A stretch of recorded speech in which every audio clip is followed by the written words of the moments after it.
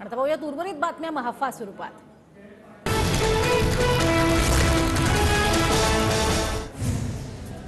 बारामतीत नमो महारोजगार मेळाव्यात सुप्रिया सुळेंनी अजित पवारांशी बोलणं टाळलं। सुप्रिया सुळेंकडून फक्त मुख्यमंत्री शिंदे आणि उपमुख्यमंत्री फडणवीसांचं स्वागत। सार्वजनिक कार्यक्रमातही पवार कुटुंबातील वाद उघड।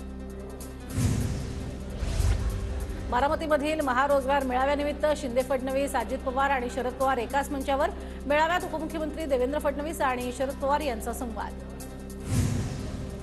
आमचं सरकार राजकारण विरहित, विकासात राजकारण आणू इच्छित नाही। बारामतीकरांच्या विकासासाठी सरकार हात आखडता घेणार नाही।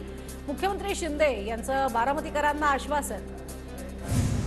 आम्ही राजकारणात काम करणारे कंत्राटी कामगार, चांगलं काम केलं तरच पुन्हा कंत्राट मिळतं, नाहीतर जनता घरी बसवते। नमो महारोजगार मेळाव्यात फडणवीसांचं मिश्किल वक्तव्य।